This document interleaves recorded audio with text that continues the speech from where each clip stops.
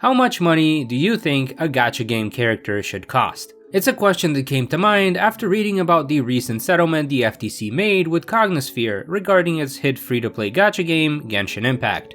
One of the main claims in that settlement was that Genshin Impact deceived children and other users about the real cost of in-game transactions and odds of obtaining rare prizes. And while most of the actionable changes mentioned in this settlement relate to COPPA violations, since some of the marketing for Genshin Impact was directed towards children, which I 100% agree with, gacha games should not be marketed towards or played by children.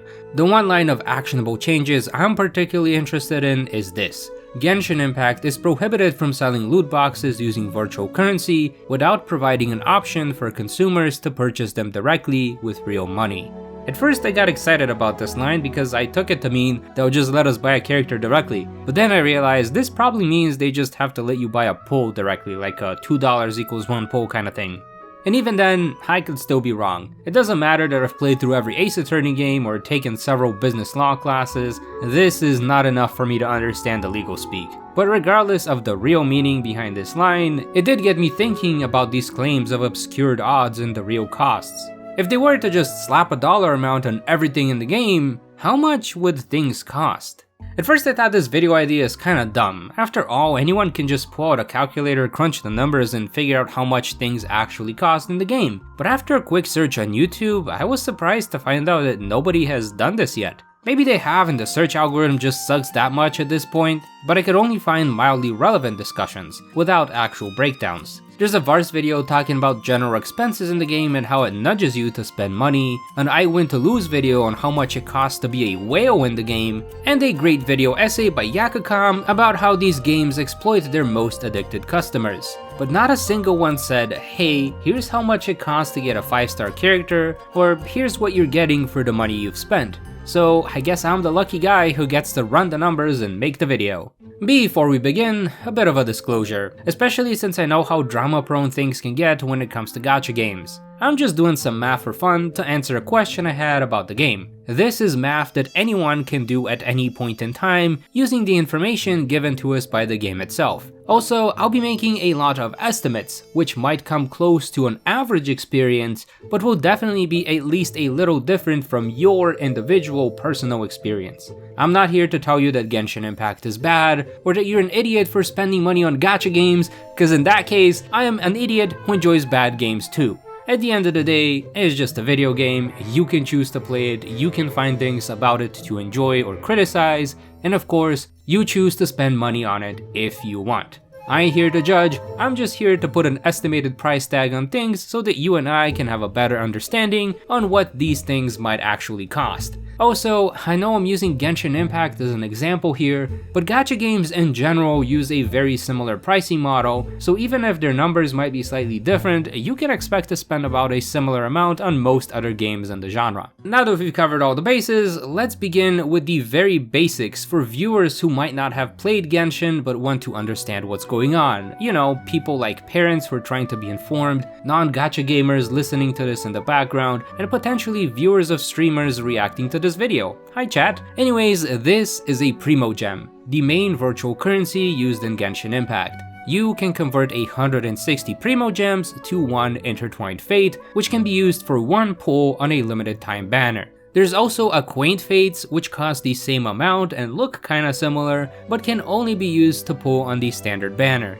You never want to waste your Primos on these types of fates, because the odds of you getting something you want from the standard banner are extremely low. Plus, you'll get them anyways when you lose a 50-50 doing your pulls on the limited time banners. Okay, so 160 Primo gems equals one pull. The next question to ask is, how do you get said Primo gems? Well, the game gives you a bunch as rewards for completing quests, time-gated minigames, the Spiral Abyss and Imaginarium Theater endgame modes, opening chests in the wild, and finally a guaranteed 60 Primos for doing your daily commissions in the game.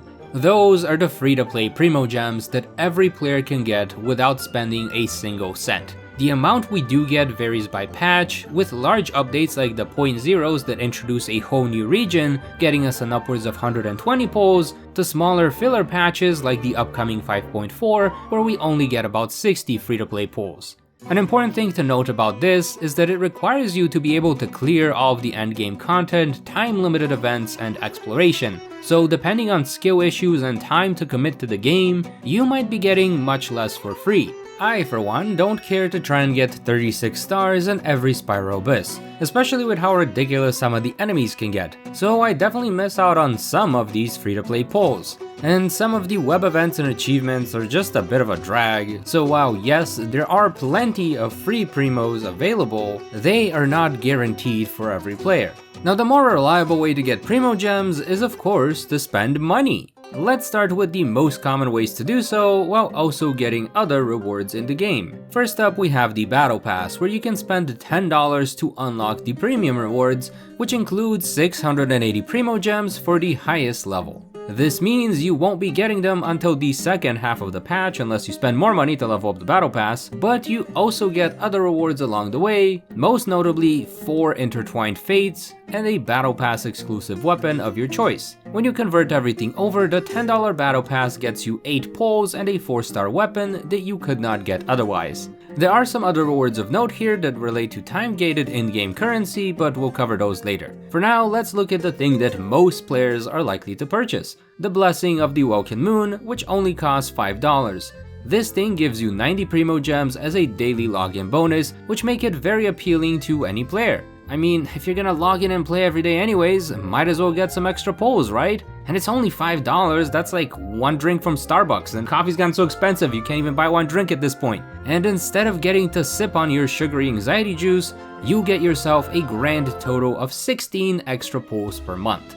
That's twice the pulls for half the cost of a Battle Pass. And they spice up the deal by throwing in an extra 300 Gensis Crystals. So now you might ask, what the heck are Gensis Crystals? I thought we were talking about Primo gems. Well, Gensis Crystals are another form of digital currency that you can only obtain by spending money on the game. And they have a 1-to-1 conversion with Primo gems. So 1 Gensis Crystal gets you 1 Primo gem. So if you were to convert those extra crystals to Primo gems, then a $5 Welkin Moon gets you a grand total of 18 pulls. But I prefer to save the Gensis Crystals for something else, which we'll cover later in the video.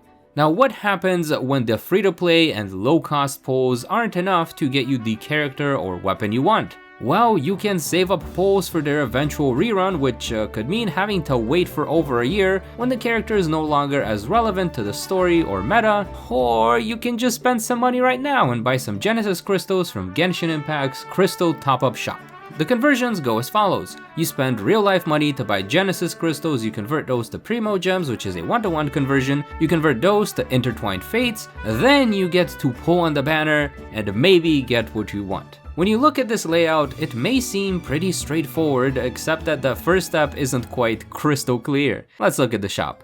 If you've never spent money in the top-up shop, then every item available will give you a bonus which essentially doubles the amount of Gensis Crystals you can get. To figure out how much each of these get you, you just need to divide by 160 and then multiply by 2. That's it, that's the math. But for the sake of making things extremely simple in this video, I've just rounded the dollar amounts up and then converted the Gensis Crystal numbers to how many pulls you can get, rounded down because you cannot do half of a pull. So on average for first-time buyers, 1 pull costs you roughly $1.20. That doesn't sound too bad at all.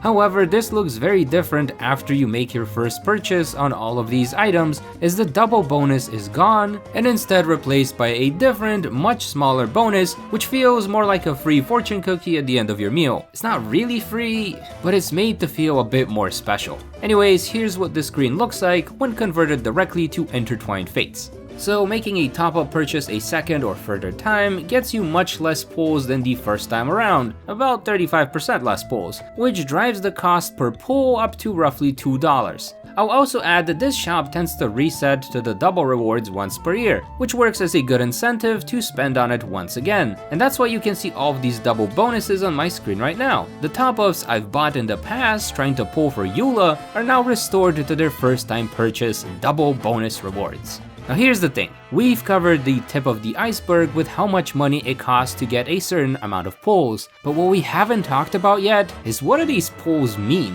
How many pulls do you need to get a character or weapon you want? Well, the answer to that gets a lot more complicated. Grab your floaties, gamers, because we're now jumping into the pool of possibilities and there's no lifeguard on duty. Let's start with a more specific, simplified version of this question. How many pulls does it take to get a 5-star character from the limited time banner? Well, if you look at the details listed in-game, your base chance of winning a 5-star character is 0.6%, which is about 1 in 166. But there's a consolidated chance of 1.6%, whatever that's supposed to mean. If you have not gotten a 5-star character by your 90th pull, that pull is guaranteed to be a 5-star character. However, it's not guaranteed to be the character you see on the limited banner. That's because there is a 50-50 chance of getting the limited character or one of the standard banner 5-star characters.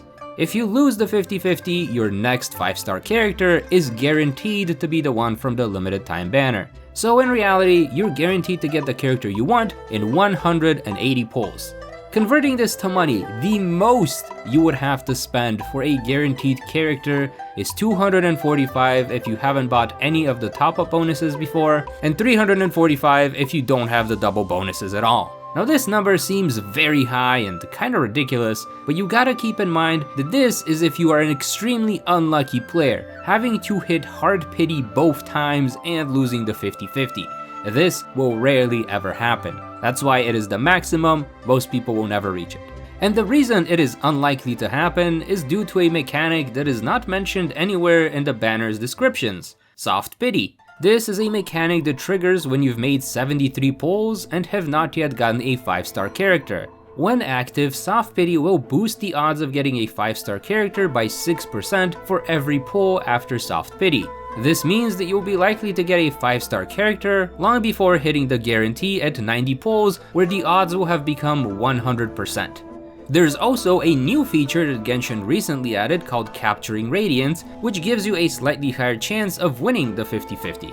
Once again, they do not really describe how this mechanic works or what the odds are in-game, only that this mechanic, in the long term, makes the overall odds 55-45. According to several people on Reddit, the system is a lot more complicated than described in-game, but it does look like it's there to prevent players from losing their 50-50 3 times in a row. If you ask me, that's probably because some analysts at Hoyo noticed that people drop the game or stop spending entirely if they lose the 50-50 that many times in a row. So yes, your spending habits and gaming behavior can impact what features and rates the game implements. Honestly, I don't see any other reason why they'd bother adding such a complicated feature. Anyways, I just spewed a bunch of numbers at you like a drunk Bulgarian at 4 AM on a New Year's Eve, but those numbers don't really tell us much about the actual cost of things in the game. Only the maximum cost, $350-ish. To find out the more realistic prices, we're gonna have to do some advanced statistics, but I'm way too lazy to do that. So instead I wrote some simple code in Python that simulates the Genshin Impact gacha system, had it pull for 100,000 5-star characters, and then looked at the distribution of results. On average, it takes 63 pulls to get a 5-star character, which translates to the odds being 1 in 63, and hey, would you look at that, it is the 1.6% listed in the description. At the very least, they are being absolutely honest about these rates. They just don't describe how they got to that number. Add it to the game and the FTC cannot complain. Anyways, how much would it cost to buy all of the pulling materials needed for the average rate? Well, that is $80 if you have never topped up before and $130 if you're a repeat customer. I'ma just let that sink in though. The average cost of a 5-star character in Genshin Impact is $80. You could buy a full-price AAA game and a paperback book on statistics for about the same amount of money, or you could buy one copy of a 2D anime waifu. It's not that bad, is what I'd like to say, but the reality could be a little bit more grim and expensive. Before spending money on gacha games, you might really want to invest in that book and statistics instead, because statistical measures like average are great when we have a nice looking normal distribution. That's the nice little bell curve, similar to the curves of the anime girl you're trying to get. But in reality, the distribution of pulls it took to get a 5-star character looks a lot more like this. That ain't normal. First of all, why does it look like that? Well, that's all thanks to the soft pity I described earlier. And it's pretty clear that looking at the average here is a bit useless since the majority of 5-star pulls happen at this here spike, which is much higher than the average. In situations like this, we might want to look at a better statistic, the mode, which in our case is 78. A whopping 10% of 5-star pulls happened on pull 78. And if we were to expand that a little so that we're looking at a range of plus or minus 3 pulls, so 75 to 82 pulls, that's where 55% of 5-star pulls happen. On average, over thousands of pulls, you'll be getting your 5 stars at about 63 pulls. But in practice, the mode, where over half of your 5 stars will show up, is actually closer to 78 pulls. And that means it's a bit more expensive, $100 for first-time spenders and $155 for repeat spenders. Now if you think back to the amount of free pulls we get per patch, you'll realize that the game technically gives out enough Primo gems to get you 1 5-star per patch on average. But here's the catch, 1 5-star does not mean the limited 5-star, because there's that dreaded 50-50, which means half of the time you could just pull a Chi-Chi. In reality, no one is pulling on these limited time banners hoping to get another copy of Jean or Diluc. They're pulling because they want Arlecchino, Mavuika, March 8th. So I fudged the code a bit to now count how many pulls it takes to actually get the limited 5-star character, and the average comes out to 94 pulls, which is actually a 1.1% chance to get the 5-star you want. It is a bit less than the 1.6% of getting a 5-star in general. But remember, we do not care about the average. In fact, next time someone tells you about an average, ask them to see the distribution, because this is where the average goes on the distribution in question. Now you might be a little confused here, because if half the players lose the 50-50, shouldn't this graph look a little bit more even, with both humps being about the same, like the perfect pair of anime waifu? No! And this is an excellent example of just how bad the brain is at statistical thinking. Chances are you still remember what y equals mx plus b means, but you probably don't remember anything from your stats class. And that's because things like probabilities and distributions aren't something we're naturally good at. All humans have a skill issue when it comes to statistics, and they're way worse than my skill issues in the Spiral Abyss. The reason this isn't looking even is because half of the time you win the 50-50, and for a very lucky quarter of the time,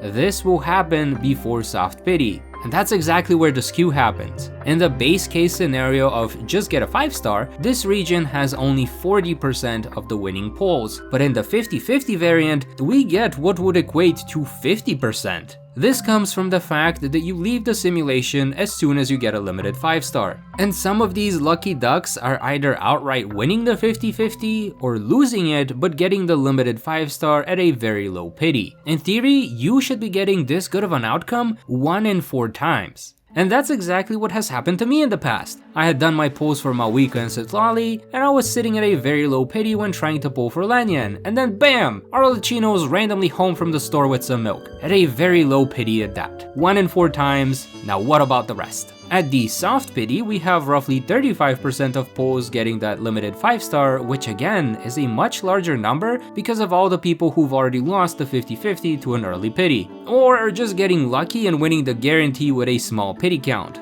This is the most common scenario, which is also what drags the average down to only 93. Then we have the second tail, which is a bit taller than the first one, because at this point everyone has a guarantee and they will get their limited before the second soft pity, and this accounts for about 20% of pulls. And that leaves us with the unlucky bunch that have to hit soft pity twice before getting their limited character, which is going to happen about 20% of the time. Realistically, you have the main mode at around 80 pulls with a decent 35%, and the unlucky mode at 156, which will be happening 15% of the time. If you ever have to hit hard pity twice, that is 180 pulls, you might feel extremely unlucky, but you're actually extremely lucky, because the odds of that happening are abysmally small. Only 3 out of the 100,000 simulation pulls I did had to go this far. Anyways, calculating how much it would cost to get the limited 5-star you want can be a bit difficult here since there's all of these different possibilities. So for this one, I will just be lazy and guesstimate it to be around the average amount of pulls, which comes out to about $115 for first-time spenders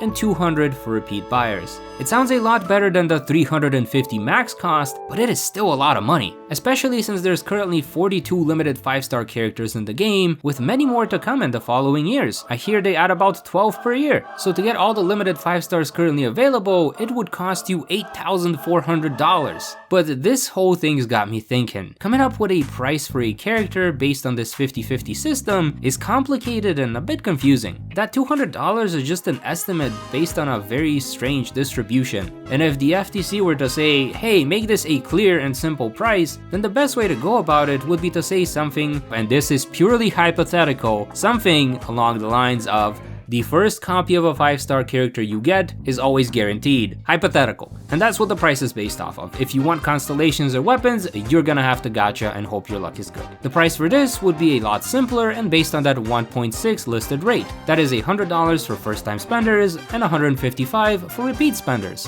That might seem a bit steep, but it also means that every player will get one new 5-star character of their choice per patch for free, since we get enough free pulls each update. It would also be a great way to retain low spenders and free-to-plays since they have a guaranteed new character to look forward to, and let's be honest, in filler patches, a new character is the main content.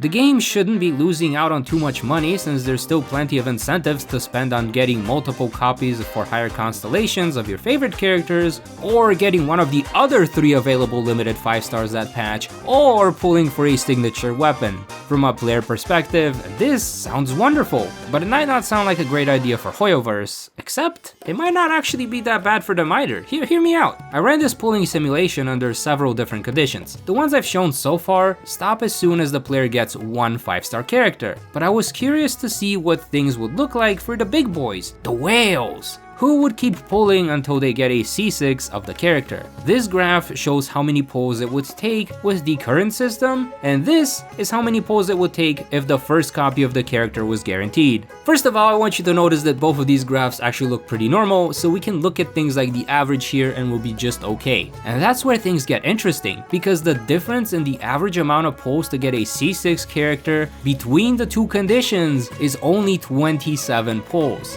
That is $65 less from each whale on average. That is a 5% loss of income, barely statistically significant. So Mr. Dawei, if Genshin Impact is getting most of its money from whales, you could make the game 2000% better by giving us a guarantee for the first time we get a 5-star character, the C0 of every 5-star being guaranteed, and it would only make you earn 5% less. But that is if most of your income comes from the whale. Another thing to consider is all of the new players who are going to be coming into the game and are happy to get their guaranteed Farina and then decide to spend to get Neuvillette or her signature weapon now instead of waiting for a whole year. Think of all the extra players who are gonna stick around and buy the Welkin Moon and Battle Pass every patch, knowing that they're guaranteed to get at least one new character that they can look forwards to. I am no analyst, I do not have Genshin Impact's financial numbers, but to me this sounds like an absolute win, and I really hope that someone at Hoyo or Cogniverse or whatever runs the actual numbers and maybe makes a positive change after seeing what I am seeing. But who am I kidding? There ain't no way Dawei is gonna watch this video. In fact, almost no one's gonna watch this video. It's a map-heavy breakdown of a gacha game system posted to a channel that does Pokemon character runs. But if you're watching this regardless and have made it this far, thank you. I hope you like the numbers because I have a lot more coming your way. You see, so far we've only talked about getting a limited 5-star character, but what about the other type of new characters they might add? What about the 4 stars? Well, you see, this is where things get even more complicated because unlike the 5-star character, which is guaranteed, when it comes to 4 stars, the only guarantee is that you get one of the featured 3. So if you wanted to get the new 4-star, say Lanyan for example, there's no guarantee you'll get her, ever. In fact, during the simulations I ran for getting 5 stars, I also had a little bit of code tracking how often people got the new 4-star character, which looks like this. The distribution was definitely a bit crazy, with 93% of pullers getting their one copy of the character in the first 100 pulls. Lucky ducks those guys, because there are several that had to make over 500 pulls before getting their first Lanyan. Some unlucky few would have gotten a C6 of the limited 5-star character before getting one copy of the new 4-star. And something similar actually happened to me when I first started playing this game. I really wanted to get Yanfei so I could just throw fire at everything, except I spent like 200 pulls and got 0 lawyers on my account. I can now see that I was in fact an outlier. And if you ignore those 7% of lucky losers like me, the distribution looks a lot nicer. There's 2 modes at 11 and 22 pulls, and the average comes out to about 34, which is around 3%. So if we were to get a flat rate to outright buy a specific 4-star, I think it should be somewhere around this average, which ends up being at around $50 for first-time buyers and $80 for repeat spenders, roughly half of the price of getting a limited 5-star, but still way too darn expensive considering how useless or niche most of these 4-stars tend to be, especially at low constellations. Anyways, getting the character is only half the story because of course you gotta give them a weapon, and more often than not, their best in slot is either a 5-star weapon or a specific 4-star that may have its rates up on the current weapon banner. So how much would those cost? The simulation for this one looks a bit different because unlike the character banners which function with a 50-50, the weapon banner has a 75-25 in your favor. But it also has 5 featured 4-star weapons instead of just those 3 characters. And when I ran the simulation to see how many pulls it would take to get a 5-star weapon, the distribution looked like it was giving me the middle finger, which is exactly how I feel every time I go to pull for weapons in this game, so I'd say that's actually pretty accurate. And just like with the character banner, getting a good prediction is a bit hard since the distribution is a bit all over the place, although the average is around 70 pulls and it is very close to the mode of 67, in which case I'd say the average cost of a signature weapon comes out to around $80 for first time buyers and $145 for repeats. Now, what about the 4-star weapon? Well, first of all, just don't. But second, it looks very similar to the 4-star character situation. Even the average is pretty darn similar at around 38 pulls, so same deal as the 4-star units, it's half the price of the 5-star weapon, but definitely getting less than half the value. Now, you might be wondering, there's this game called Wuthering Waves that's supposed to be a pretty darn good competitor to Genshin Impact, and they have a weapon banner system where you're guaranteed to get a signature weapon at 80 pulls. No 50-50s, no 75-25, 100-0. So for the whales out there, what would the price difference be if Genshin switched over to the Wuthering Waves model? Well, with the current method, it would take an average of 420 pulls to get an R5 of a signature weapon, which is about $800. But if we were to make it so that at 80 pity, you're always guaranteed to get the signature weapon, the new average falls all the way down to 335,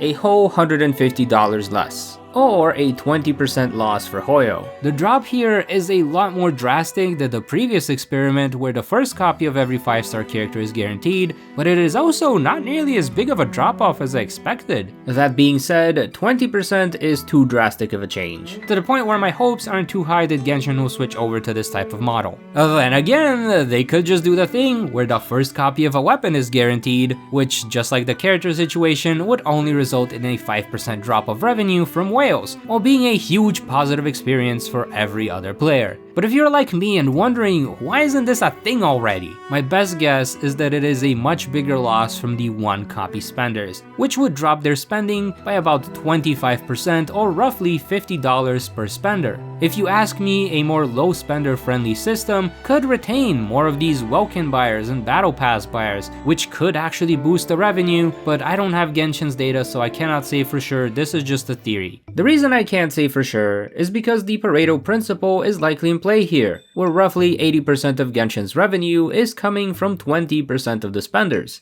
If those spenders happen to be whales, then the first copy guarantee would barely cost Genshin anything. However, I don't have access to their spender and revenue data, so I cannot say for sure. What I can say is that this is likely another case of player spending behavior impacting the game. It is completely outside the scope of this video, but one can make a pretty solid theory on who the profitable players are by looking at what quality of life features are being added to the game. Unless the company is being run by absolute dummies who just want to annoy content creators and late game players, the choices for these quality of life updates are most likely based on the needs of the players who are contributing the most to Genshin Impact's revenue. But again, topic for another video. Anyways, back to the facts. To summarize the gacha system, players get enough free pulls per patch to get one 5-star character and may feel nudged to spend if they lose the 50-50, want more than one character from the foreign rotation, or want to get a signature weapon. Unless the player is extremely lucky, they'd have to spend money to do so.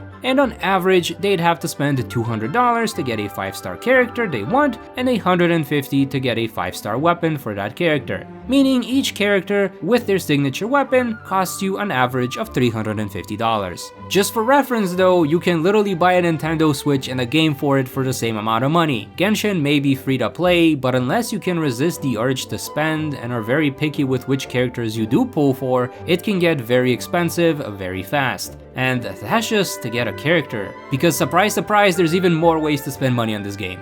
For starters, once you do get a character, you might actually want to build them so that they can be used in combat. And unless you're willing to slowly grind over the next 2 to 4 weeks so that you have enough resources to make the character go from getting one-shot by a Hilichurl to carrying you through the abyss, you might want to refresh your daily resin. Aha! Yet another virtual currency. This is a time-based resource that regenerates 1 resin per 8 minutes, so you get 180 of it every 24 hours with a max cap of only 200. Once you reach the 200, you gain no more until you fall below this limit. You can farm materials like character experience, mora, talent books, weapon essential materials, artifact domains, and world bosses only by using this resin. Most of these activities cost either 20 or 40 resin to claim the rewards, but the amount of materials needed scale up very quickly as you start to level things up. If you run out of resin, you can just wait for it to refresh, which gets you off the game today and back to the grind tomorrow. Or you could just use an item called the Fragile Resin to instantly gain 60 more resin.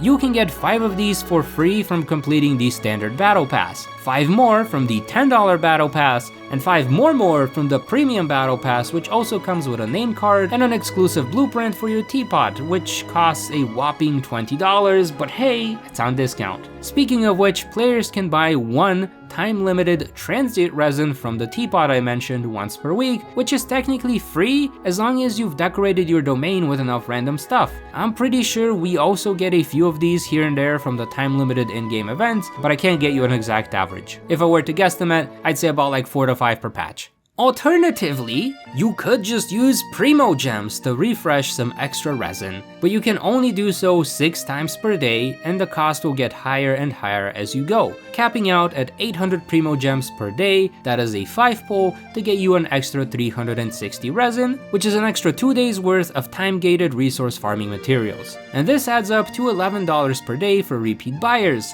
But there is not an $11 option, so it's more like $15 a day to max out your refresh, but then every 4th day you don't have to spend any money. This makes the Battle Pass Fragile Resin seem like a good deal, as the extra $10 spend get you 5 of these refreshes, plus a lot of extra items that you would have had to go farm using the resin you're trying to refresh. Saves you some farming time. Apart from this, there is also a weekly gift shop that sells some extra resources you can buy with those Gensis Crystals that include the very bottom of the barrel basic talent books, weapon essential materials, and some leveling materials. The most expensive option does provide some decent value, but it also costs $10, and if you were to buy everything in this shop on a weekly basis, you'd be spending around $23 a week on the game. And last but certainly not least is the character outfit shop. This is the one place where I think gacha games can go all out, as it does not impact the player experience, but it does give players a very optional thing to buy for their favorite characters in the game. In general, the character skins in Genshin Impact cost 1680 Gensis Crystals, which is slightly more than a 10 pull on the limited banner. There's also just 1 5-star character skin at the moment, which costs the equivalent of 15 pulls, which again is not that bad, but what are these costs in real life money?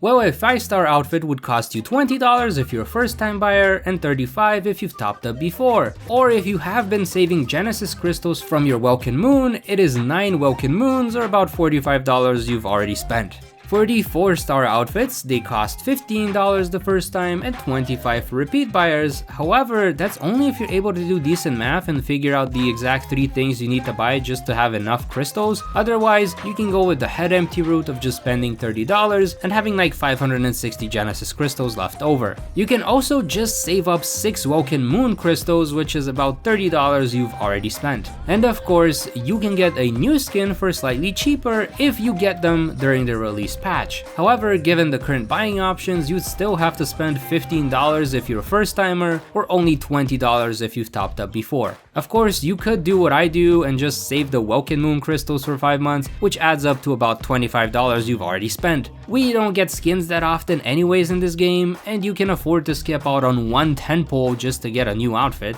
Otherwise, they can be a bit pricey, but it's completely optional, so I don't mind and I don't care. They can charge $100 if they want to. If you've made it this far, you've had a ton of numbers thrown at you, and it might be a bit hard to grasp just what all of these numbers mean together. So let me channel my inner Phoenix right and just piece it all together for you based on a general spending habit of players. First up, we have the free-to-play. The game was advertised as free, and gosh darn it, it will be free for you. No Wokens, no battle passes, no top-offs. For players like you, you can expect to get about 80 free pulls every single patch, and given all of the odds discussed, that means on average you'll be getting one 5-star character every single patch. It could be the limited time one, it could be one from the standard banner. You'll usually get at least one copy of the 4 stars running on the banners, and that's about it. You don't bother with the weapon banners and instead settle for the free weapon or 4-star character that they give out during the events. That's what free gets ya. Then we have the ultra low spenders who just get the Woken Moon, which is just an extra 16 pulls plus an occasional character skin, which can make the game feel a bit more personal. Given the averages, the luckier of the bunch will be able to get the limited 5-star character every patch, but realistically, you're not that much better off than the free-to-play. Maybe you use a free of those extra pulls and manage to get a 4-star you haven't gotten, or you try to look on the weapon banner, but really, you're not much better off. You are spending $60 in this game every year. Okay, but what if you're also getting the battle pass? Well, you're still not much better off in the pulls category. The only difference between you and the Woken only players is that you'll be also able to build that character much faster and have much better weapon options. Those battle pass weapons might not be quite as good as the signature weapons on the weapon banners, but they're definitely a big improvement over what you can get in the base game. Compared to the low spenders, you probably have the same amount of characters, but you have more of your characters built thanks to the extra resources. By the way, you're spending $150 on this game every year. Next up, we have the SIMPS. They usually only get the battle pass and Woken, but once in a blue moon, they will see this one new character and go, wife or husband, whatever floats your boat. And even though they typically wouldn't spend extra money on the game, they will go for the C6 R5 on this one character that they love oh so much. And at the moment, that would cost them about $2,100 on average. So for the 1 year that you decided to simp, you'll be spending $2,250 on the game. Being a simp is expensive, but what about being a collector, the type of player who simply wants to get one copy of every character in the game? The math for this is a bit more vague, since on average you'd expect to get one limited 5-star per patch from all of the free and low cost pulls. And with roughly 8 patches per year, you're looking at about 8 new characters without having to spend more money. However, thanks to this funky distribution, if you're on the unlucky side, you'd have to spend money to make up for your poor luck a solid 40% of the time. I'll be nice here and assume that you aren't turbo unlucky and would only have to buy a maximum of 40 pulls whenever that happens. And given that we get roughly 9 new 5-stars per year, that would mean you'd have to spend an extra $300 to $400 per year to make sure you get all the new characters. This brings your annual cost up to $600 a year. Now if you're curious why people were so upset about the Mavuika and Silali double banner, it's because when both of the new characters are running side by side, you will definitely exhaust your free pulls and are most likely going to have to spend money to get one or both of the characters depending on how unlucky you are, which would bring up your annual cost to about $800, and that is a 25% upcharge for collectors who just want to make sure they're getting the new characters. But then again, this is just to get the new characters. What if you're a somewhat new player who wants one copy of every character? Well then you better have your wallet ready because there's currently 42 limited 5-star characters, and to get all of those, well, it's gonna cost you an extra $200 per character, on average. So I hope you're ready to spend another $8,400 to make your inner Professor Oak happy. So altogether, you'd be spending around $9,000 the first year and then an additional $600 a year to keep the collection going.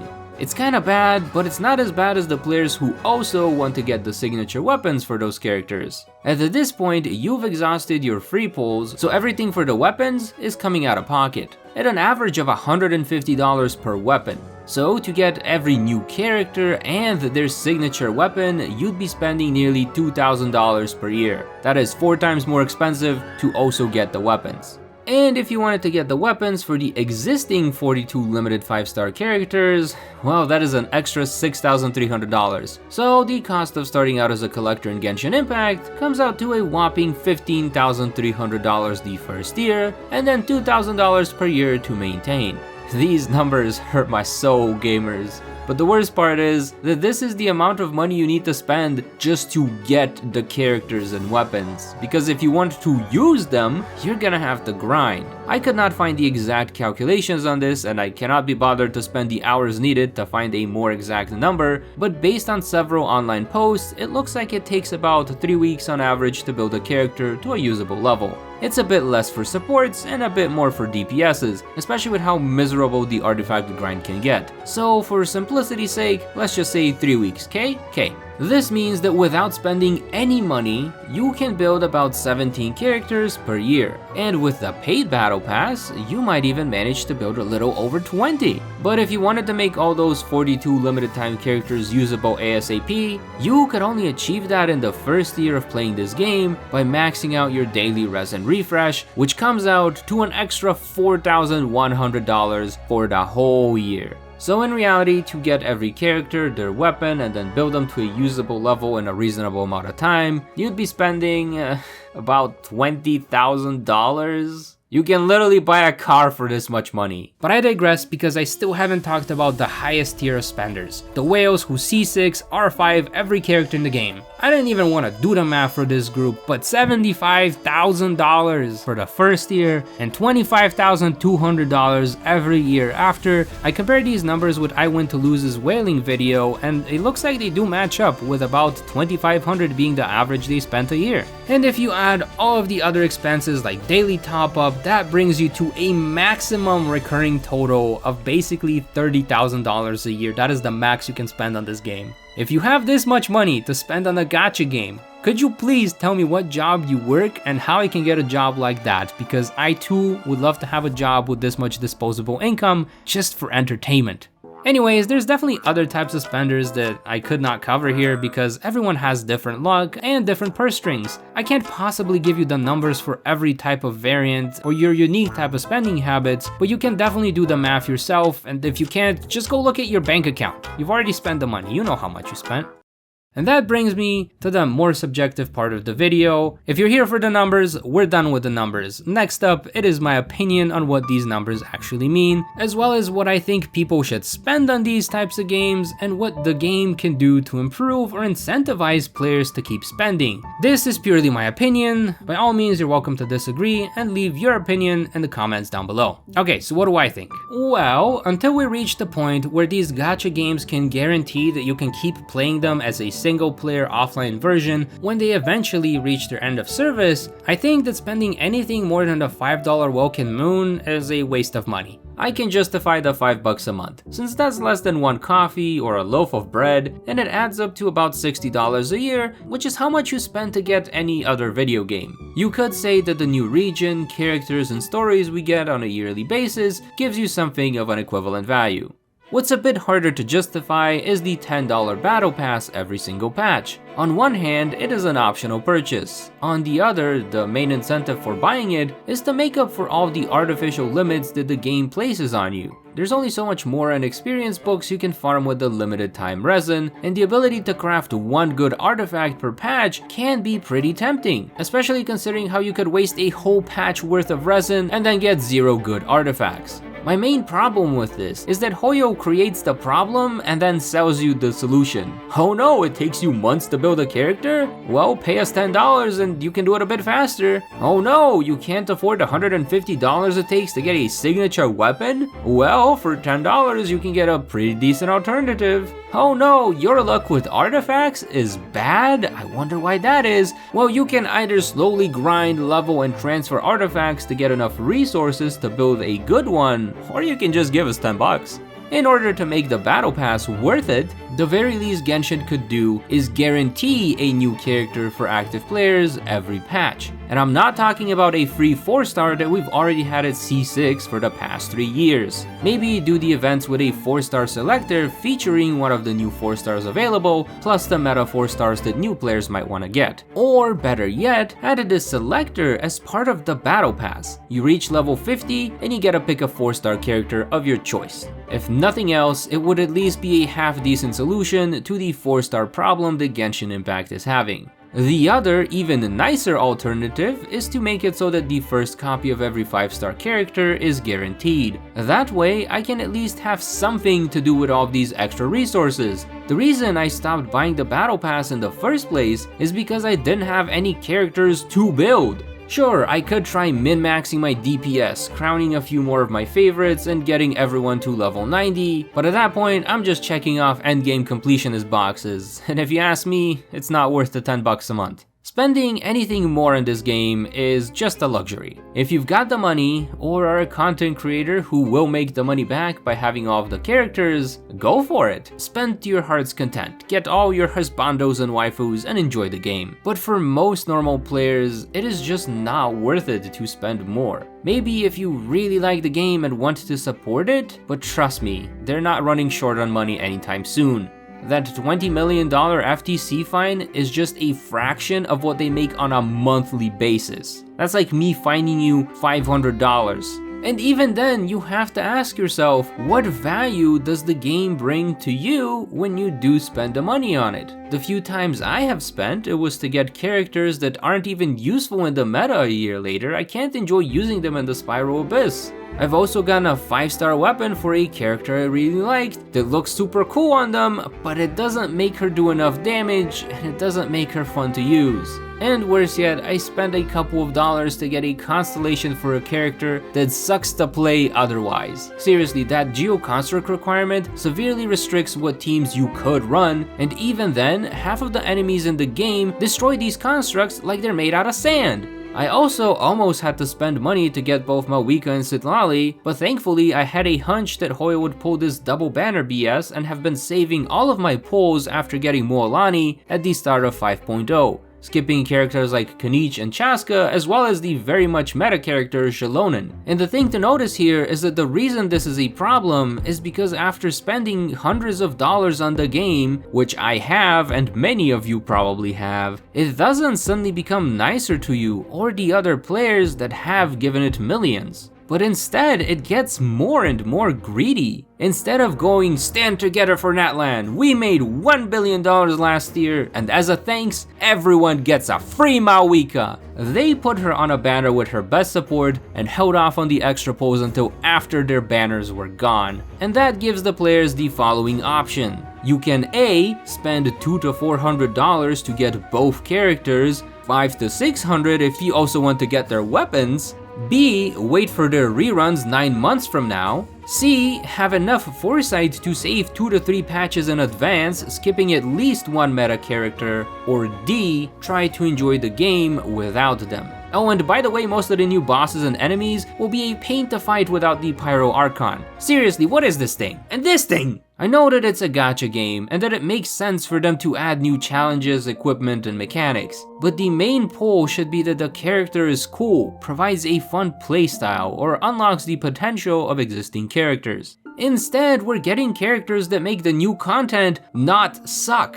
Thankfully, it's not as bad as Star Rail, but we're still slowly going in that direction, and honestly, that worries me. Mainly because I've spent hundreds of dollars in this game, and it's no longer enjoyable to play. Unless I spend hundreds more, it's getting to the point where the game is free to play, but you have to pay to enjoy it. in which case it's better to save your hundreds or thousands of dollars and buy a normal video game, which will offer you a complete fun experience without also trying to get you addicted and spending even more money with daily logins, FOMO, and a variable reward schedule. Another reason you might be tempted to spend on a character is because they are meta, which translates to you need them to 36 star the Spiral Abyss. While not as bad as the quality of life characters, seriously, why do we need to spend money to get characters so that traversal doesn't suck and that collecting materials doesn't suck? This is yet another money spending trap, the most recent ones being Citlali and Shilonen. Shilonen was getting gassed up more than Bennett, and for a good reason. And apart from Citlali, Shilonen is the second most used Natlan character in the Spiral Abyss and will likely maintain that top spot in the future. But the question you have to ask is, what value do you get out of the perfect clear in the Spiral Abyss? Maybe it's a sense of accomplishment that you managed to clear the highest difficulty challenge of the game, but then wouldn't it be more rewarding if you did so without having to spend money on a character that's clearly designed to make the whole thing a lot easier?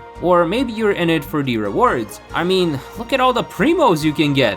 Ha, yes! 200 Primo gems, a little over a single wish, which all adds up to 15 extra pulls per year. You do know you could literally spend $30 once to get that many pulls instantly, right? Why would you spend hundreds of dollars to make that possible?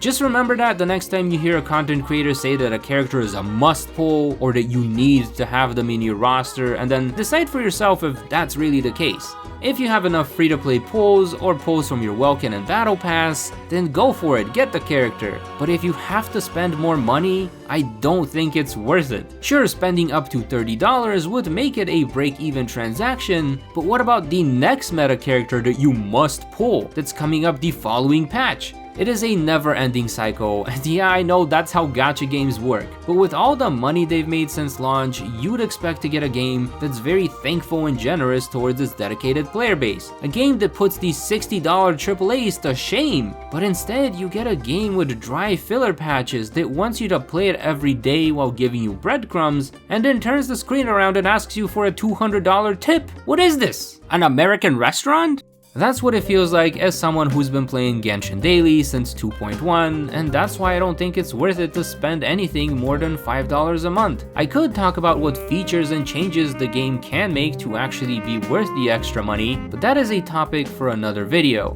For now, I'm curious to hear your thoughts on the matter. What do you think about Genshin's pricing model, and how much do you spend on the game? Please let me know in the comments down below.